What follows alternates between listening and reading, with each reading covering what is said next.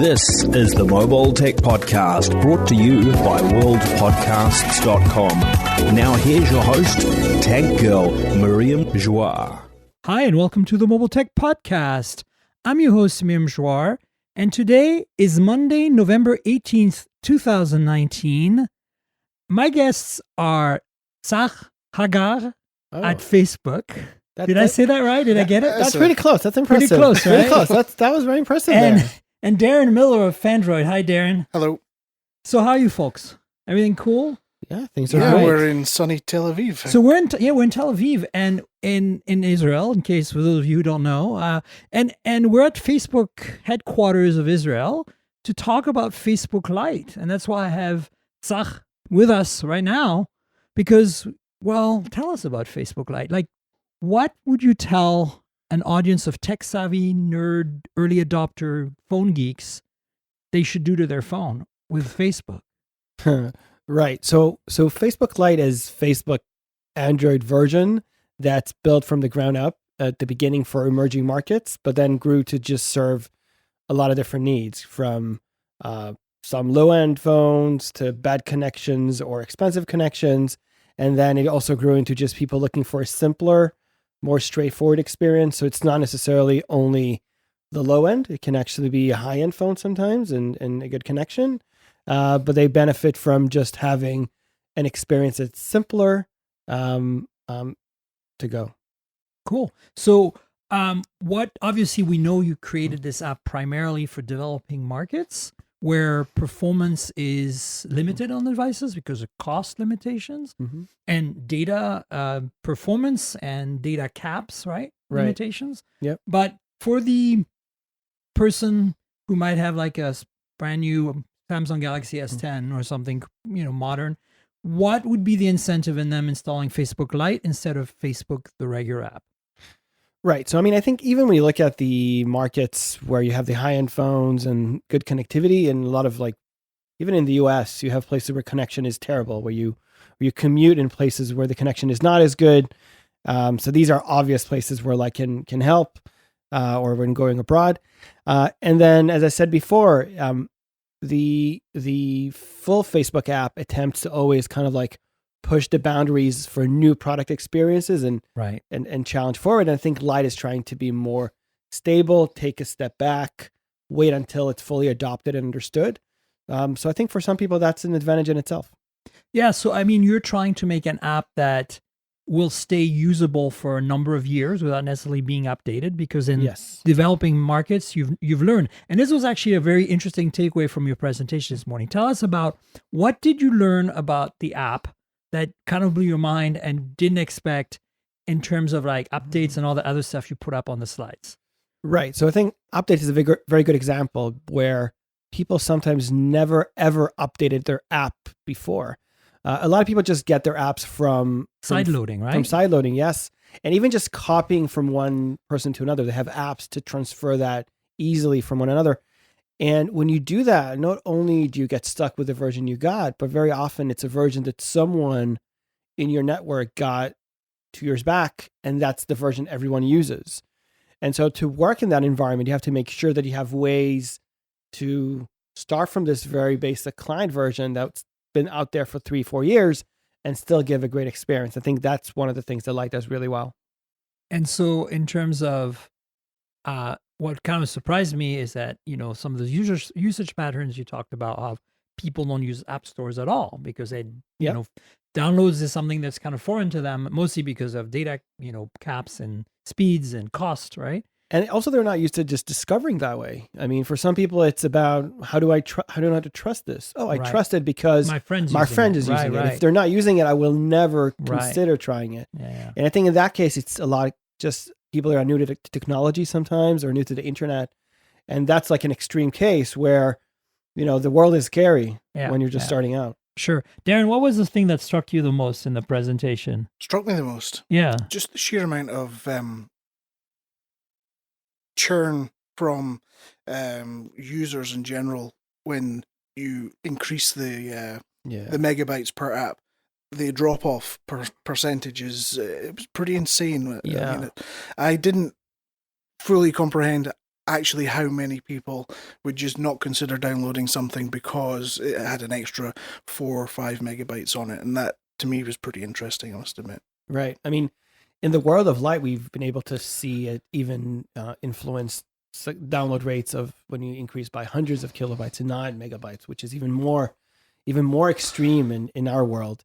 And, in some cases it's intentional. People just don't want to attempt something this big. In others, it just increases the odds that it will fail. You lose connection, you moved, 2 steps to the left, or more people got into your cell tower and you lost the connect, and that's it. So do you have a goal to produce like a sub 2 megabyte, sub 1 megabyte? Do you have an end goal, or do you always strive to be less and less and less?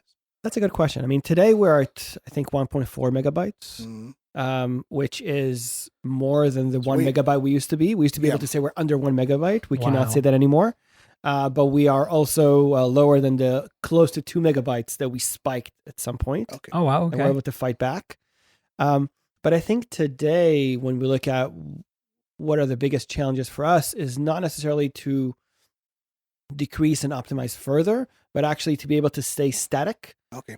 As we introduce new high-end capabilities. Right. And So I think that is our bring in biggest new focus. features and then maintain. Yeah. So people are content with 1.5, 2, and then you can keep introducing new features. I mean, obviously they'd be happy with something smaller, but I think in the trade-off between like the new features that we can introduce and shrinking this, I think we've seen that we had a sweet spot where people are quite happy with that part of the It must app. be really difficult to push all that into something less than 1.5 megabyte. Yeah, that's why it's good we have some smart people working on this I really mean, hard. it doesn't even compute for me. I'm not at all that way minded, but it's pretty inspiring to see the passion, especially from people. That's what I got from your team today. And so for me, like, I'm wondering, is there some sort of like network effect you're seeing in the network of people using the Facebook Lite app, wherein you can kind of drop off the cliff versions that are really old because you know that somebody on that network of friends who are sharing the APK are going to somehow update and pass that along to their friends so they can continue working? Is that happening, or is it more like you say prior to this version we cut them off? And like, how do you manage that when they're out there in Africa or deep somewhere in South America and suddenly their app doesn't work anymore? Yeah, so we never cut people off. Oh, wow. We just don't. I mean, our basic foundational premise is leave no one behind. That's step number one. Wow, that's amazing. Right? That's step number one. And I think the newer stuff is how do we keep doing that while bringing in more of the higher end experience to the people that benefit. And that goes back to, we don't want just lowest common denominator, which was the approach at the beginning. This is what people imagine, right? They hear a Lite app. They think, oh, if it's a Lite app, it must be basic in every kind of way. And our view is that this is, people getting off easy. If you build an app and all you do is just meet the minimal bar, then that's not, I mean, it's cute, but that's not very impressive. I think the challenge is going to someone that has super fast connections and a bad phone, or the reverse, and they each get their own tailored ideal experience. And that is what we're working hard towards. Yeah, it was interesting to hear that, because we don't experience it generally, certainly in Europe and probably the States as well, always having a fast internet connection. We don't get the prompt if we were to say we were having a bad day or week, and there would be a prompt there to say, hey, you're having bad trouble here on your internet connection. Why don't you try Facebook Lite or another Lite app? So I mean, it's cool to know that that's sort of built in as an option for people. And I was kind of getting the impression that, having talked to you off podcast as well, you really want to give people the choice, and that seems to be a big thing. Yeah, I think that's the key thing. I think choice is the number one thing, where we don't just decide for everyone, you must use this or that. We do the best that we can with these principles, and then we let it out, and hey, here's the product. Exactly. Yeah. And we actually learn from that signal. So that's how we know what people need more on the Lite side, what they might need more on the regular app side, right? So we both learn from the experiences on the other app as well. I was going to say, can you take data from Facebook fat version to see what and know what their data rate is, so that in turn you can then take products from that app and take to Lite, so that you know which products are being avoided on the full fat version of Facebook. Yeah, I mean, we try to carry as many learnings as we can, especially when you talk of performance instrumentation, for example, when you try to understand like where we are. And in some ways, I think it's just even helpful to have that. It's not really competition because we all work together. Of course. But when you have one side pushing the envelope and making something a higher bar, it's kind of like, oh, it's possible. Now we're going to do that too. And I think it goes in both ways for both teams. Okay. And I think that's what's kind of there's exciting. give and take from both. Yeah. So for sure. it sounds like there's like obviously a mindfulness to the engineering behind the app, so that you can support the oldest possible versions at any given time. Right. I mean, I used to work in software, and I don't want to get too technical on this podcast because it's going to be off topic for our listeners. But like, how do you manage to do that? Like, that is I mean, I know that it's more of a like, server based. The states are on the server more, right? So like, is that how you achieve that? The ability to have a very thin client on the device. But then there's of course the challenge is that if you need to get data off the internet to update the client, then there's more data to pass around, right? So like, I'm kind of curious how you manage to be that backwards compatible, basically. Yeah, it's a good question. When we started looking into this, when someone new joins the team, actually, they're always surprised because you would expect there to be a trade-off. Like, you must be giving up something. Like, if you're using more of the data connection, if you're doing something on the server, there must be more data usage in the reverse.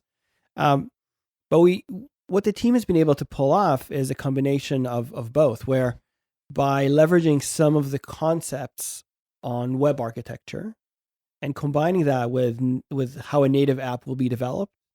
And again, not being too technical, but I think the big thing is that, in a sense, the server is a part of the user session. Right. So a normal app, the session is on the client and it just asks questions from the server to show things.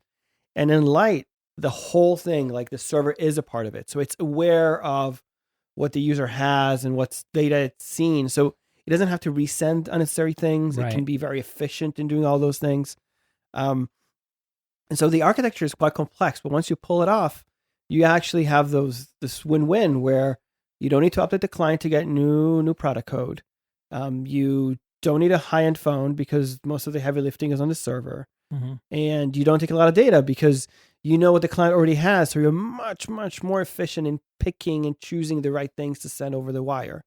And you don't send anything you don't have to. All right. Which kind of makes me question then, why is Facebook not just one app? Just make everything that simple, that easy, that clean, small. Yeah.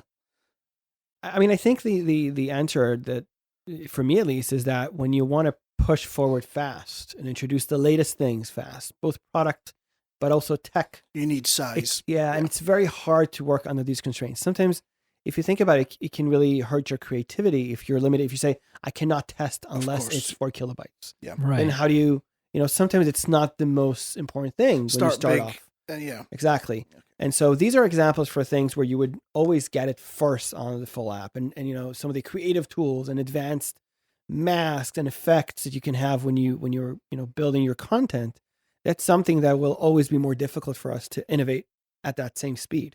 And is it exciting when you can make something from the normal Facebook app and bring it through? Yeah. Of course, that's the most exciting thing. Yeah, that's the end goal. Yes, when we whenever we reach a milestone where there's something that was to us obvious that this will never be on Lite, and then we launch it, that's super exciting. It's a breakthrough. Let's go. Yeah.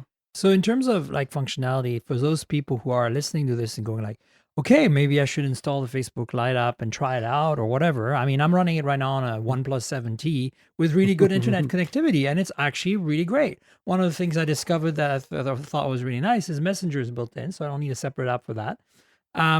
And of course, stories work, which is really important for a lot of people. I mean, I kind of expected it would because that's a huge part of what Facebook is today. But, what can we expect like, I know that the dating stuff for the US isn't in there, but like, what can we expect to, like, if you're the average user that's in North America or Western Europe, what can they expect to be missing in Lite right now? Like, it can be even small things. Like, I know you're missing some of the sound effects or whatever. Yeah, exactly. So I think there are a few things. One, as you said, dating and some of the new products are not there yet. We don't have some of the creative tools. So if you want to really invest in your story and do everything you can, you probably are not going to have all of the same things that you would have in the regular app. Right. And the third thing, which I'm not saying it's necessarily missing as much as it's different, is just the design, right? So we're accustomed to a certain design, which is built on our understanding of how buttons look and how you can interact with almost anything. We have this clean look that for other people is extremely confusing. Yeah, because you don't know there's a button there if you're just a new user to the smartphone world. Right? Precisely. Yeah, you see a floating, thumb up icon. What do you do with that? Like, how do you know to do something with that? Yeah. Do you wave at it? Exactly. So I think that is more of a difference rather than better or worse. And that, I guess it depends on your preference. Yeah. So here's a crazy question. I don't think anybody's asked this yet in our session because we have a whole bunch of media here in case you're wondering, listeners. Is there any chance there'll be a Facebook Lite app for iOS for those people with old iPhones? That's a good question. So actually there is one that's currently being tested in, I think, 13 markets. Oh, okay. So it actually exists right now. We did discuss it publicly. We're not, it's still in testing, so we haven't gone very broadly about this, but definitely, I think the same way that on FB Lite Android, we started with the big emerging markets and then we rolled out globally. Yeah. I think the way we look at it is to first identify where the biggest need is. That's where we put the effort first. Mm-hmm. And once we have something good going, that's when we can go more broadly. So iOS is a good example where the audience is potentially smaller on low-end iPhones, right? Yeah. But they will still benefit a lot. And then you also Lite. have the distribution issue, right? Like, you have to distribute it to the App Store. That's true, but people find often things they need. Yeah, right. There are ways and means. Yes. Sorry, I was going to say, as phones get older and they get passed on, recycled, sent to other places, people often find themselves, particularly with iPhones, older Android phones, in emerging markets, buying second-hand, third-hand phones. So to have the option there, especially for an iPhone user, would be great as well. So yeah, I mean, then they can just jump straight on it. And we agree. Yeah, we definitely agree. We want to be wherever we're needed. I mean, that's the end of that's the story. Be everywhere, right? Yeah. We're not. Yeah, it's we view ourselves as like to solve a problem. Like there's a need. Let's serve the need. That's our mindset. So speaking of this, is more of a mention than a question, but there is a iOS version of Facebook that is based heavily on Facebook Lite, I found out today. I mean, I knew there was a iOS version of Facebook, but I didn't realize it was based on Facebook Lite. So yes, it is. It's pretty recent. It's a few months old, and it's based completely on the Lite architecture, which means that from day zero, I think that's the big benefit that we see in the short term. They get everything that we built for the regular Lite audience. It means that over time, as the product progresses, they will continue to do that. And again, I think that's key. Where to respect the people on iOS, one of the key things is not just to have something cool quickly out there that's going to get dated very quickly and not going to do well, right? The focus was on building, just enabling the same kind of abilities as close as possible for the long run. And I'm very proud of the work the team did there. One thing that you brought up in your slides that was interesting to me as well was that you observed a pattern of use for developing markets where they will log off and turn off the data once they're done using an app or whatever. So my question is to you is like, how much interaction do you have with the user to give them control over how much data they use? I mean, there's obviously the built-in Android mechanisms, right? But some of the older versions of the OS don't have that. And I'm kind of wondering, like, how opportunistic is the app, if it's even allowed to run in the background, to go fetch data with the user's permission while the app is not necessarily being used because it's like, oh my God, I got a fast internet connection. Right. Let's go and get that stuff that I'm missing, That's a good question. So I think we're extremely sensitive to that. So a good example would even be autoplay, where we avoid autoplay on. It's one of the main reasons I use Lite. I mean, but we really see this as a key principle because if you have autoplay without the necessary controls and kind of like the mindset where the user expects us to be more conservative in data usage, I think that's a very good example for how we overemphasize that side. And I think the other side is control. Right. So any solution that we approach, and going forward, we will obviously want to introduce more features that may depend on more data consumption. Sure. And that's where we'll need to make sure control is very deeply ingrained into that, so that if you're accidentally turned on some kind of advanced feature, then one, you will know that it's potentially costly, and two, to be able to easily turn it off. So do you find that within Facebook as a larger organization, you're kind of moderating and kind of, in a way, being a very ethical player, in the sense of like, you're like, for me, I think the autoplay not being the default should be on every app. And some companies do it because they want it brings more ad revenue and whatever, right? So do you feel like you're sometimes having to fight the good fight and convince people higher up that it's like, hey, we can't have this feature because it's not only a data hog for our customers and put them off, and we want to keep them, but also it's like not really the most ethical thing to do. Does that ever come up? It's an interesting question. I have to say that I don't feel that I need to educate anyone or push. So that's good. I mean, it really is a case where if a feature like that was discussed, I will actually get asked questions like, did you consider it seriously? Like, is this right? So I think. So you're not running. You're not getting pushback from high up or anything. No. If anything, I'm being second guessed when I want to increase and introduce new things, which is a good thing. It means that we did a good job. Yeah, it means we did a good job at the beginning to kind of set a baseline, and now we're being challenged back. I love it. My VP asked me about APK size. If I was to show them 2 megabytes, they won't be very happy. And that's the kind of thing you wouldn't expect a VP in Facebook to be concerned about. And that's my point. Yeah. Yeah. But put more in there. Yeah. But they actually are. And again, it goes to this trade-off, as we said before, between, some would say that also holding back on some features and creative abilities also hurt people. Right. So there's like this trade-off where they are more biased into introducing new tools there. And we are very, very careful about not doing that until we're certain. If you like, it's a more refined version. Yeah, so exactly. So it's like it's more different approaches to serving people. One question that came up a lot today was the preloading of Facebook Messenger, things like this on new devices, which was an interesting answer you had for it. But during lunch, we were actually thinking about an idea, actually, and it would be more of an app launcher that you download. So a Facebook Lite suite, if you like they do with other products.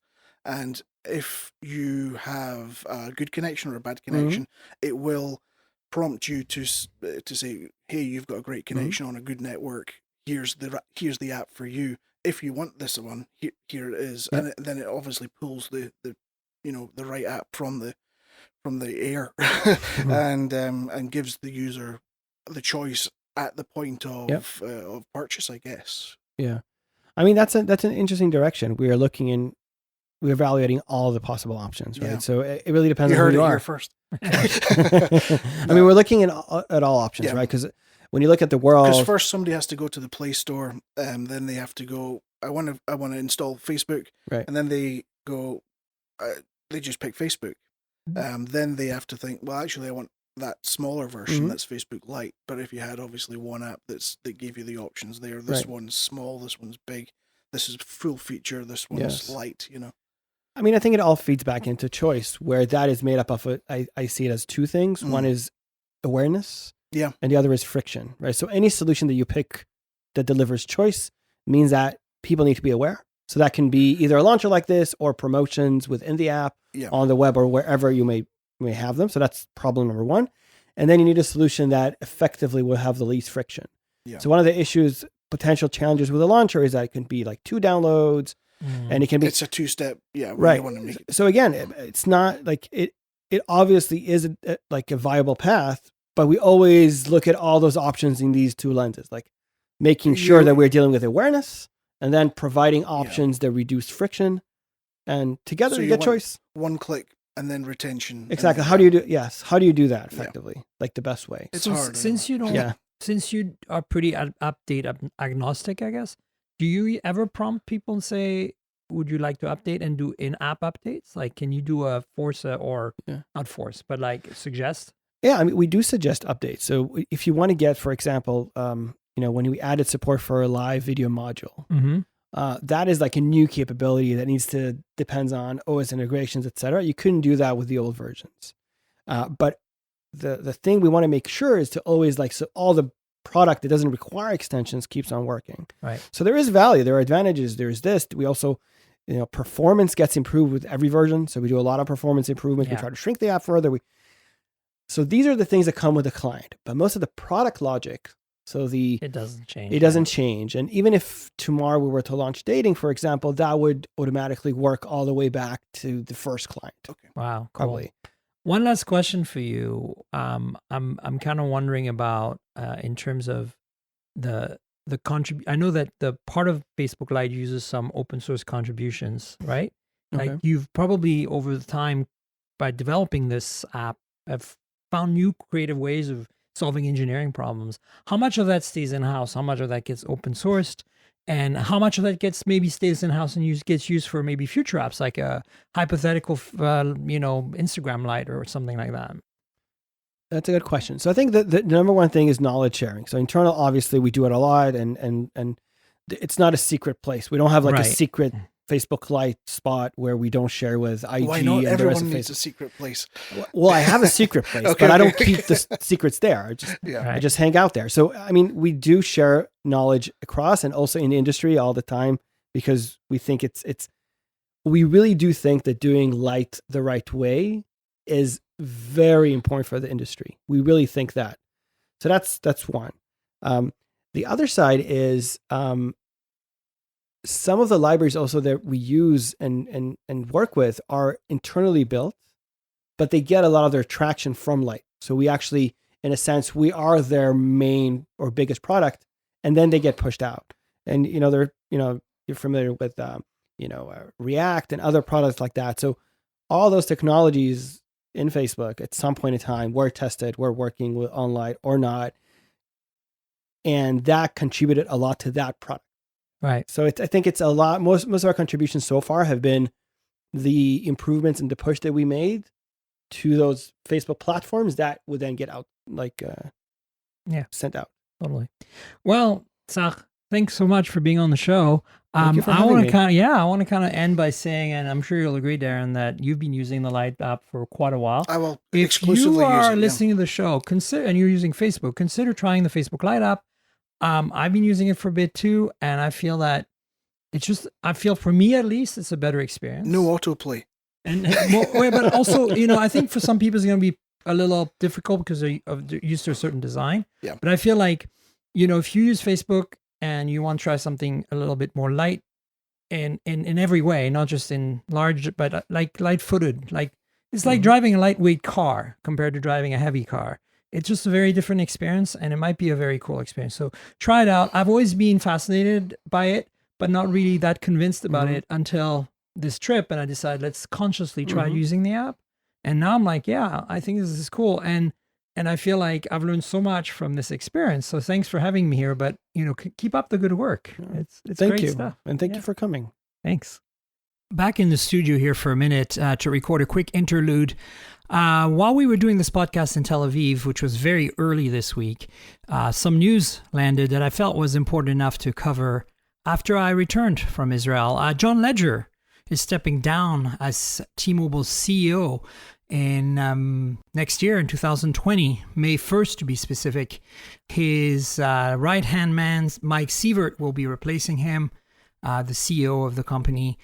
So, yeah, big news. As you know, John Legere has been running T-Mobile into a very, very successful business in the last, few years, 7 years or something like that.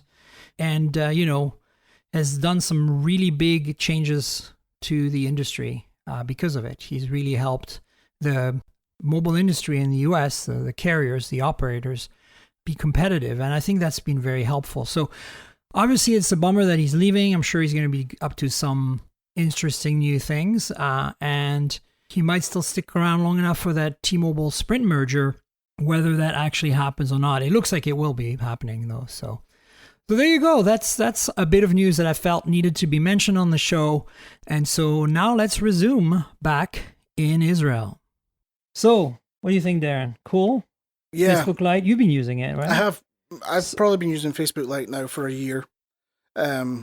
Messenger Lite also alongside it. I actually started Messenger Lite because I didn't like the adverts and everything else that came with it, all the pings and, Yeah. So I wanted a stripped back version. I've actually kind of reduced my Facebook usage over the last few years. Do you think that's because of the app or purposely, consciously? Consciously. Okay. Yeah.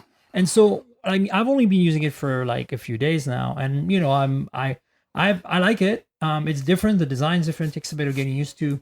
But at the same time, everything is where more or less you expect it, and everything seems to work okay for my uses. What was the big thing that you noticed was different for you that took a little bit of getting used to? That was maybe not necessarily a positive. Like the autoplay is obviously very nice. Yeah, it's brilliant. Yeah, I think when I first started using it, it was obviously in its infancy or more so, being a year ago or so. So there were certain features that are available now that weren't available then. Also things like adding a photo to a post was slightly different, and video worked slightly differently as well. So, I mean, having been here and seen the process that they go through to improve things has been an enlightening experience, because now that those things are available, you can kind of understand the roadmap of how they got there and what they have to go through to bring those features into an app that's less than 2 megabytes but has all the features of Facebook. So yeah, it's interesting. Cool. So let's talk about some of the news of the week. I know it's early in the week, so bear with us. You're probably going to get this show towards the end of the week. There might be some other news this week. I'll make sure to cover it next week. You're a big HTC guy. You work at Fandroid with Nick, right? Yes, correct. And Nick has got to be the number one HTC fan in the world. I'll fight him for it. I mean, you guys can fight over it, but my point is, you guys are both up there. Yeah. And so it struck me as somebody who has covered many an HTC phone over the years and has enjoyed many of an HTC phone over the years, that we got this tweet, right, by Drew Bamford of HTC about... Out of nowhere. Yeah, which HTC past phone would you like to see revived? I think this is riding on the coattails of last week's Moto Razr announcement. A well-timed tweet, right? I think. Yeah. So Nick wrote about it on Fandroid. I'll link the story in the show notes. Yeah, I covered it. I covered it as well back in January. What's your takeaway? I put the feelers out to my network of Twitter followers and Instagram followers who still are predominantly HTC fans. So I said I focus primarily on the HTC One M7. Yeah, because it was that is the one I want too. Yeah, it's kind of it's the one. It was the first aluminium proper all body from HTC. It worked really well. It was a fantastic phone.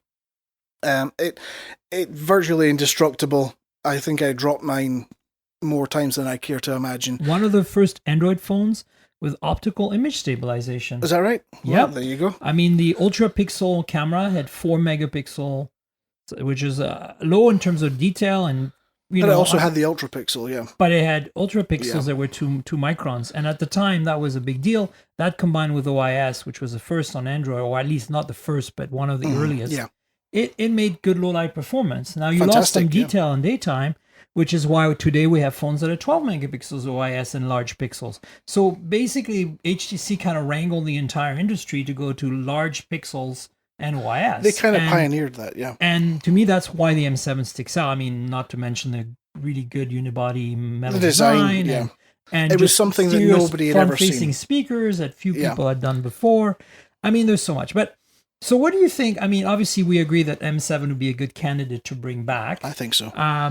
But I think I'm also a huge fan of the Desire Eye as well.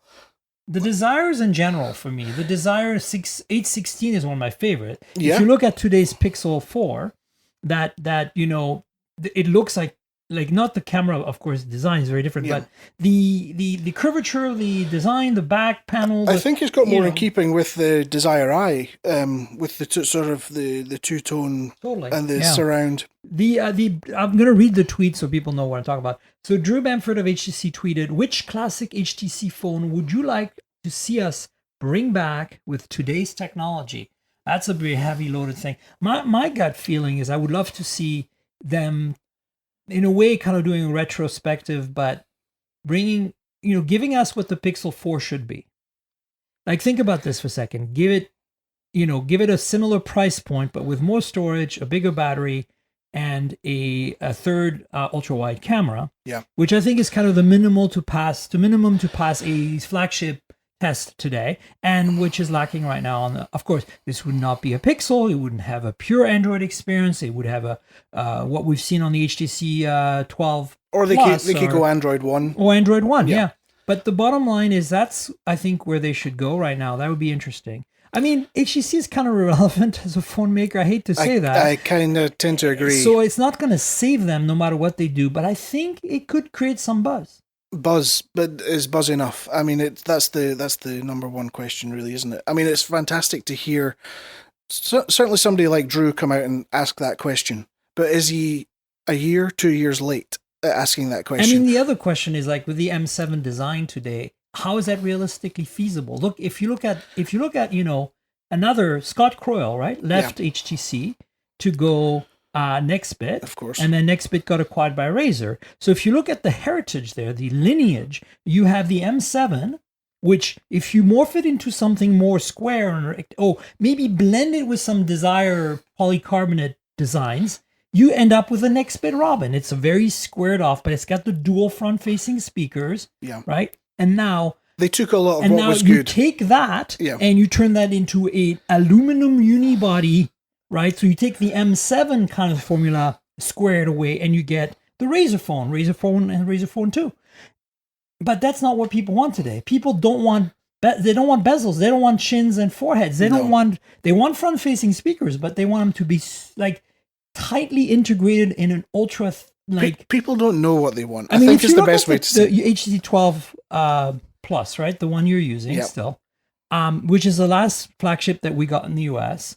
If you look at that phone, it has way too much bezel. So imagine what an M7's modern version of that would be. And not only that, if you look at the fact that we all expect glass backs, I don't think you can make.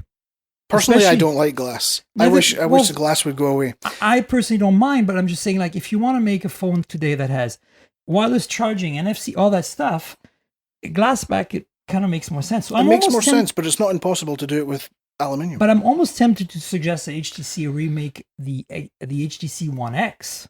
Okay, which was a polycarb phone, because then at that point you can really enjoy a polycarbonate. modern machined polycarb interpretation. Well, the Pixel 3A and 3A XL is a perfect example of how polycarbonate is a perfectly viable. Yeah. Absolutely. But I mean, material. That doesn't feel. The thing is, they're trying to replicate the look and feel of the bigger, like the more expensive 3 and 3XL. Yeah. Because it feels like the same glass back, although it's plastic back. It feels the same. What I texture. want is somebody who mindfully designs a phone to be polycarb. Okay. Today, like. You remember how the One X, when it came out, we were like, oh, polycarb? Like, they basically followed Nokia, which at the time was making unibody machine polycarbonate phones. Right. There is something super elegant about unibody machine polycarbonate. People... Yeah, it's nice. It's very different than mold. Like, the difference is that the Pixel 3A, the 3A and 3A XL, they are actually, if you look carefully, they are not machine polycarbonate. Okay. They are molded polycarbonate that's been machined. Okay, right. So they are very beautifully made for a plastic phone. Yeah. But they don't have that density you get with like a Nokia or the HTC One X or the Desire series even. Like, they had this really interesting density. Yeah. And so I'm not sure like if we can adapt the M7 formula to a modern design. I think we have a better chance to adapt the the 1X or Desire formula to a modern design, which is kind of where it goes back to what I suggested. Take the Pixel 4 XL, fix all the flaws, and launch that as an HTC. There's so many things that could be done, though. I mean, Yeah. there could be. You could take the aluminium rim and have a polycarb infill with everything inside. Yeah. And mix two mediums. Why not? You know, Yeah. then you'll have glass polycarbonate aluminium frame. Yeah. I mean, that's something all I new. have to say to Drew, if you're listening, Drew, I hope you're listening, because we're both Just don't do as dirty, Drew. we're both Porsche fans, so that there's that links us in, as well as HTC fans. If you're listening, Drew, I would say surprise us with something new and delightful that'll bring back the spark we experienced when we saw the M7 and used the M7. It's not just a matter of making a phone that is competitive, it's making a phone that stands out. And you used to be able to do that. I hope you can do it again. Right? I would have to agree. Yeah. Yeah. Another thing I want to talk to you about, because you cover a lot of IoT stuff, right? IoT, yeah. home automation. Home automation is kind of my bag. And so I saw a story that kind of surprised me, because I live in a world where in every major room in my house, not every room, but every major room, I have both a Google Home device and an Amazon Alexa device, simply because some things work better with one, some things work better in the other. Yeah. And I've always thought that since the Google Home Mini came out last year, or the Nest Home Mini today, that Google took a big chunk of market share, and it looked like they were number 2 for a while. This piece of news came from Android Central, but I think it was reported by someone else originally, that says that Amazon now dominates the smart speaker sales. There's nothing new, but Amazon's Google's sales have fallen significantly. They're like number 4 now after Alibaba and Weibo. Yeah, well, the figures were something like 40% fall. 40% fall, but Alexa's market share is 40% up. So, I mean, is that a direct link? Or no, but for sure. But what do you think is going on there? Do you think that it's just poor marketing on Google's part as usual? It's getting a product in front of people. It's simple. Do you think that Amazon's just giving away Echo Dots with pretty much every purchase you make almost at this point? They can afford to, but then so can Google. Yeah, but the problem is Google doesn't have a storefront like Amazon correct. Yeah, does. I mean, you have to understand, in the US right now, Whole Foods, it's a supermarket chain of like more fancy, organic type produce. They were bought by Amazon a while back, and they literally sell Echo Dots at the checkout register line. Oh, right, okay, as an impulse buy. Yeah, as an impulse buy. But not only that, but they spend $100 get a free dot. That's how important Amazon is. Like, it's not just like buying your USB cable that you're missing, or buying your supplies for your laundry room. These people are literally grocery shopping at Amazon, physically in store at the Whole Foods stores in the US now. So there is so much opportunity for Amazon to sell these from things. A European perspective, that's quite a wild thing to comprehend. I mean, and there's Amazon Fresh too. We have delivery as well. Oh, really? You can order groceries and have it delivered by Amazon. Well, this is Amazon's whole ethos, though, isn't it? Amazon want to be the only storefront that you go to, be it online, in person. Yeah, I mean, we even delivery have the lot. We even have this crazy Amazon whatever it's called app, which lets you deliver things and have them delivered in an hour. Prime Now or something. No, Prime Now, that's it. Which is insane. And then they've also got drone delivery coming. That's how I ended up with a giant bag of 5 kilos of gummy bears. As you did? Because there's a minimum order. Okay, like you have to spend $30 or something, and I was like, I needed this one cable or something, and then I was like, how do I get to my $30? Oh, 1 kilo bag of. I'm sure they told you. Yeah. You can add this product. So I mean, no, seriously, like you look at this IoT market a lot, both in Europe and the US, I suppose, because you're writing about it. What is your gut feeling tell you? Is this just poor marketing on the part of Google, or is just Amazon's just decimating and eating Google's lunch? I think, well, it's a mixture, yeah. Google is really good at... Google is a software company. Their hardware is fantastic hardware, but for some reason they've just never been able to crack the hardware market. People have this preconception, perhaps, that Google hardware isn't good. I don't know. Maybe they've heard it from somewhere. Personally, I prefer Google over Amazon products. I think Me too. Yeah, I mean the only Amazon product I really have is a Fire Stick. But the only thing that bugs me about Google's latest, about two things. Google's home product, a lot of them don't have a headphone jack output, which the Correct. Echo Dot does. Yeah. So, in fact, there's a new Echo product that's just an analog output and Bluetooth. I can't remember and if you the can new pair any devices to if it. the new Nest Mini has a 3.5-inch. So jack. that's what I'm saying. It does. I don't think it does. I don't think it does. I think there was rumors And that there worse, was going. The second thing I was going to say is now the latest Google or Home Mini or Nest Mini doesn't even have a micro SD or USB-C connector. It's using a proprietary cylinder connector to save money. Like a coax power connector. That's not true. I'm not sure, but I heard that's the case. I don't think that's true. Well, there's one of the major speakers. It's certainly not something I've picked up on, but it's maybe not something I've I'm pretty sure looked that for. when I was at the Google event in New York recently, where they launched a Pixel, that I saw that. That would be a wild step back if it was. Well, which is maybe why they're in this. I feel the same way, but this is my point. You're the IoT guy, so I'm thinking, like, this is the kind of stuff that I think is silly, right? Like, why not add a headphone jack and why not keep the right connectors and make things better? But anyway, we'll see. They did improve the speaker. I mean, the speaker is nice, as a nicer speaker. I would like to say, I'm on Team Google here, but I feel like it's going to be really hard to beat Amazon on this. They have got some amount of buying and selling power. Definitely. I mean, some amount. Yeah. I mean, it's almost incomprehensible, the sort of wall that Google specifically is up against. Yeah. When you have I don't know how many transactions per day go through Amazon checkouts. I mean, but it's crazy. It must be. But if everyone is reminded that they could have an Amazon Alexa or whatever they call them, Echo in the house, yeah. Then and they buy it, then why would they then come along and say, well, actually, I don't like it. I'm going to get a Google Home or a Google Nest Mini or something like that. It's they're already bought into Amazon. It's there. They know they trust a brand because they shop there. It's one of these things. Plus, we talked about Pixel last night ourselves, a little bit, and kind of who has a Pixel. So where's the benefit? Where's the brand loyalty?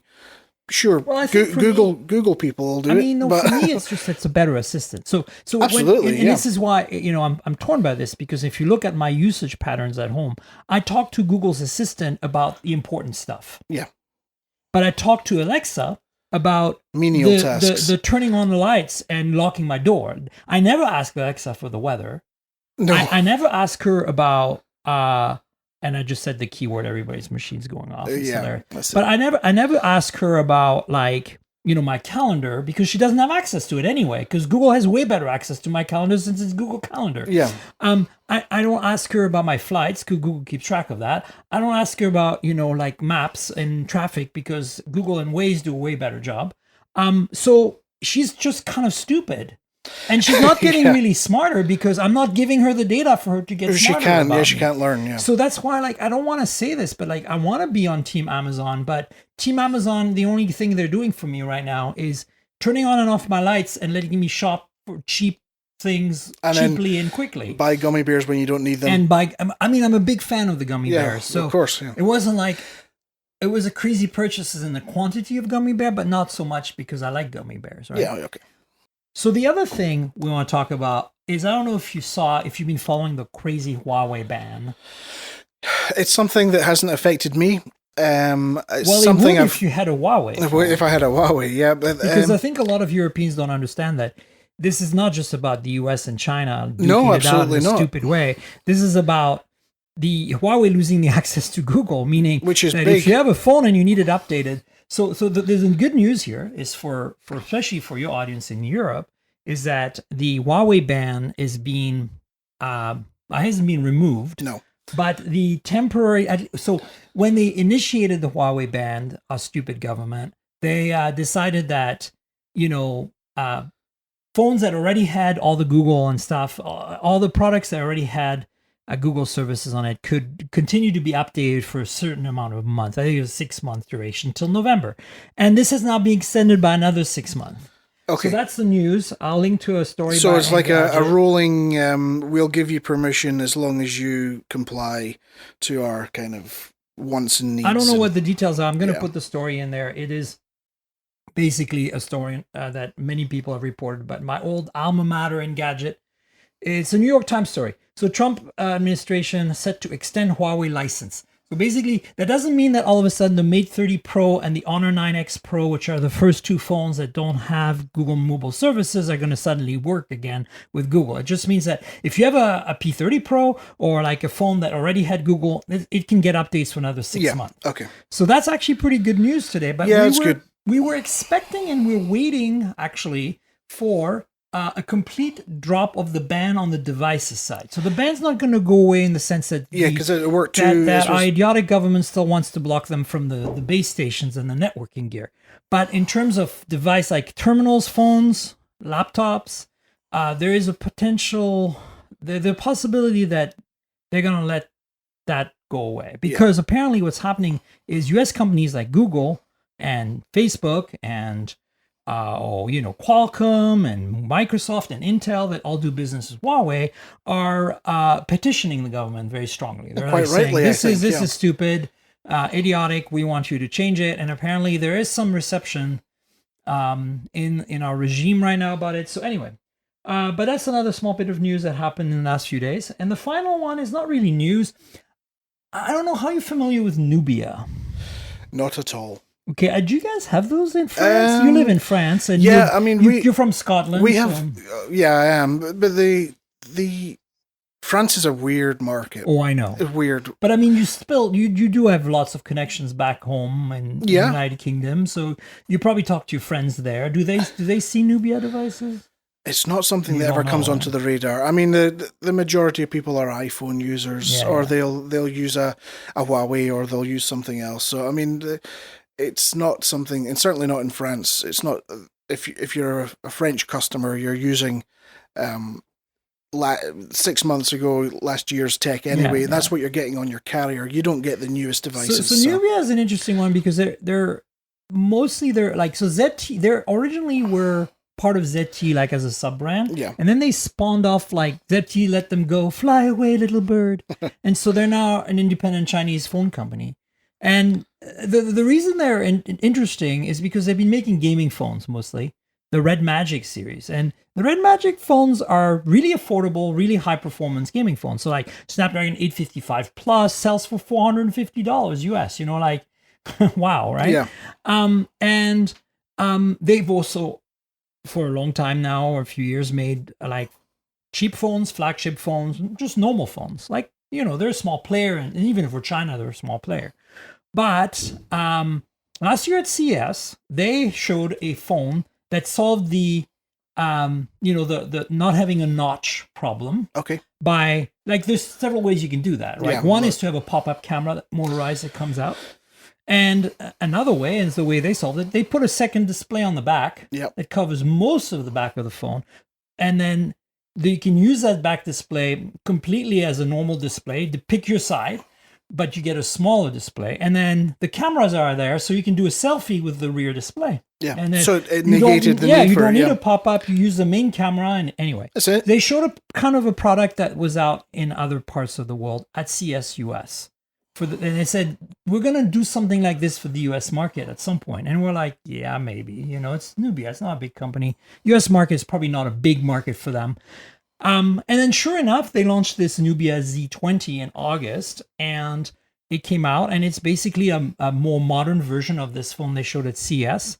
And the reason I'm bringing it up is because I've been playing with this phone on and off for almost a month and a half now. I've had a review in it. I've mentioned on the show a few times.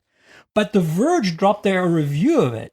Really? Yeah, and it's interesting because a lot of big publications haven't reviewed this phone, even though it is available on Nubia's website in the US. And I think it's also sold by some of our stores like B&H and maybe Amazon or whatever. And so you can readily buy it with a warranty, with support in the US, and very few big publications have reviewed it. So I'll link to this in the show notes, but check out some Byford's review on The Verge of the Nubia Z20 or Z20. And it's an interesting phone. I've really enjoyed using it. It's a super high-end specs for a very reasonable cost. I think it's in the $500 US range. Okay. It has Snapdragon 855 Plus, Right. a triple rear camera system with the usual culprits, telephoto, regular, and ultra wide. I mean, spec-wise, this thing is loaded. And despite having two displays and a large battery, the battery doesn't seem to be taking a hit from having two displays because they rarely run at the same time.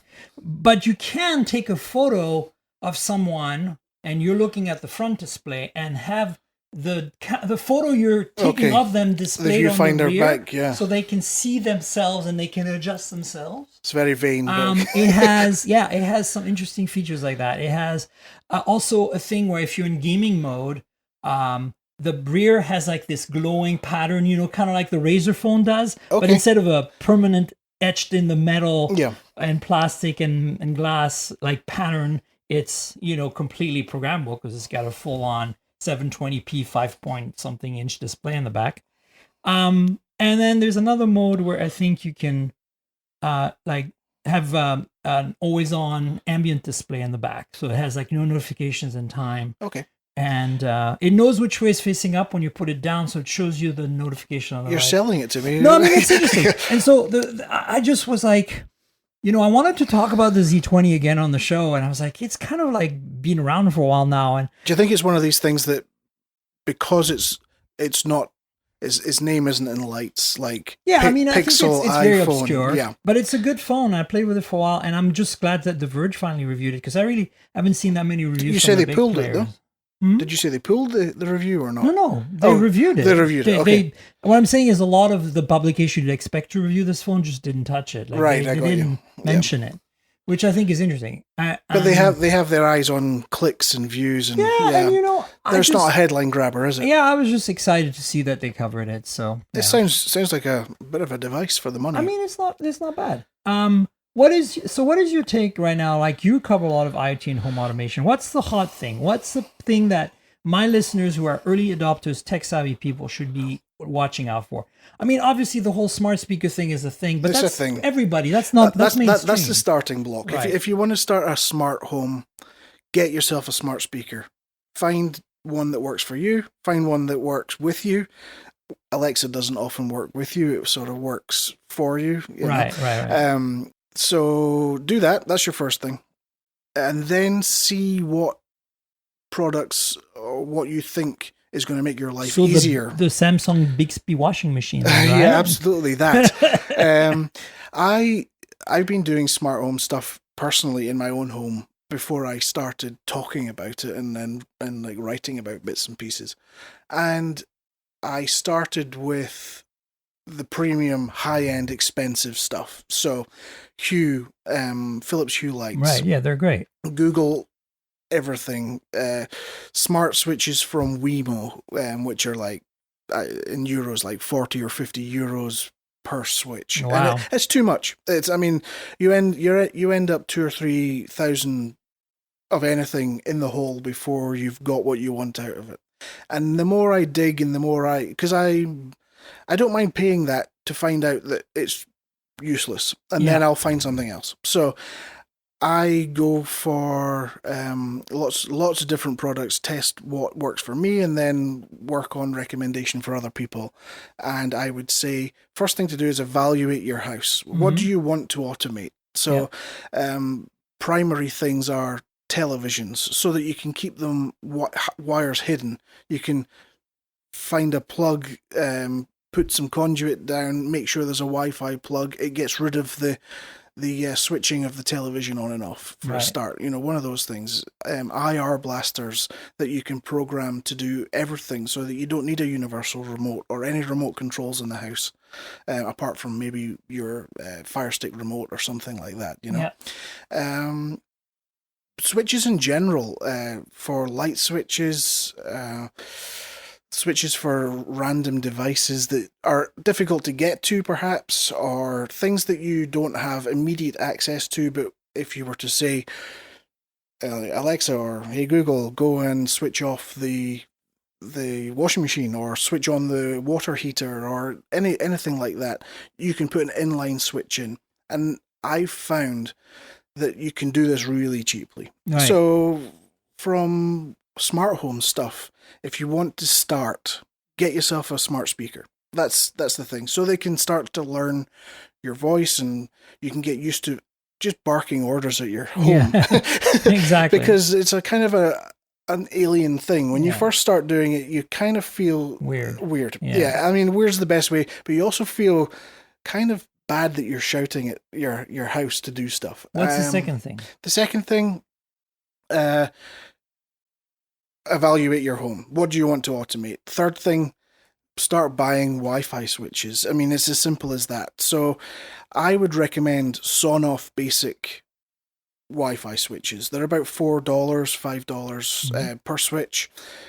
Super easy. You don't need to be an electrician to put them in line. You just snip the cord, put them on. Wireless setup's dead easy. You can do that with as many things as you want. I think there's no limit as far as I've found as to how many things you can put onto your network. You're obviously limited by your own network if you've got device limits. And then from that point, start enjoying it. You know, get used to it, and then it becomes addictive. You'll end up automating lights where you don't need automated lights, and you'll end up doing everything mad. But it becomes addictive and fun, and eventually you'll be able to walk into your house, and your house works for you. Yeah, I mean that's basically how it works for me. I walk into my doorway, garage port, and it illuminates. I open the door with an RFID, so I don't have a key for my house. I walk through that the door. There's a sensor. The lights come on. The patio decking lights come on. You walk up the stairs. Everything's there. You don't need to think about switches. You get to the front door. I have a key for the front door. You walk in, and then there's wireless light switches everywhere in case you want to do that. Or you can just say, Google, I'm home. Yeah. You know, and then she'll go, welcome home. Thank you very much. And certain lights come on depending on what routines you have, and the rest is, the world's your oyster when it comes to home automation. But don't be intimidated by it, I think, is the biggest takeaway. Yeah, and you don't, like you said, there's really cheap switches. There's really cheap LED dimmable, like non just one color, right? But LED dimmable lights. You can buy those in US. Like Home Depot sells like Zigbee lights for I think less than $9 US. But not just Home Depot, pretty much any hardware store. And I think there's Wi-Fi lights as well. Yeah. So, I mean, don't let that intimidate you. It's not too hard. There's lots of choice. But if you want to go for something that you might know and feel comfortable with, pick up a set of lights and a small hub controller from IKEA. I mean, IKEA do them, and they're not expensive. They're just coming to the US with their home automation. Oh, really? They're a little behind, Okay. Well, I know in the US they just started the blinds. The blinds, Yeah, I mean, we don't even have those. Oh, I thought you guys did that first. No, well, I've been trying to buy one for so long, and I hadn't found one yet. So, I mean, that's the thing. Pick something. There are things out there. Buy a pack. Yeah, exactly. And then, start adding to it. There, enjoy it. And it's a lot easier and a lot cheaper than it used to be. So much cheaper. If it's something you thought you should hold off on because you've heard some horror stories of people spending thousands of dollars on Hue lights. Don't get me wrong. Philips Hue is really, really nice and really high end. It is. But I think that you don't have to go that way. Now there's all kinds of really good options. I mean, they are the number one. They are the industry standard, if you like, which makes them the best, probably not, but they're certainly the industry standard. Yeah, and they banked heavily on RGB programmable, like multicolor lights. I mean, they were kind of first to at mass market. And they deserve that spot. So, Darren, we should wrap up. Okay. Where can people find you on the internet? Your social media handles? I know you write for Fandroid, of course. Pitch whatever you think. I've had Google delete most of my internet history. So, the best places to find me probably are on Instagram, Twitter, both at Darren Miller. That's DARRENMILLAR. You can also go to, I mean, if you search my name, Darren Miller, I'm usually, depending on where you are geographically, I'm usually on the first page. Yeah. And then Fandroid, of course. And Fandroid, go to fandroid.com and you'll find me writing about kind of all sorts of things. Don't come to me for stats. I don't know any stats. I know what I like, and I know what other people are interested in, so I kind of talk about that in a more personal way, which is kind of how I roll. So if you want to know how a device can make you feel or change your emotions, then I can tell you kind of how it makes you feel. But yeah, no stats. Don't test me. Cool. And you know where to find me, folks, on the internet. I'm at Tankgirl. That's TNKGRL on Twitter and in Instagram. That stands for Tankgirl, like the comic book, but I dropped the vowels because I'm special, because I invented that before Flickr did, because I've been on the internet forever.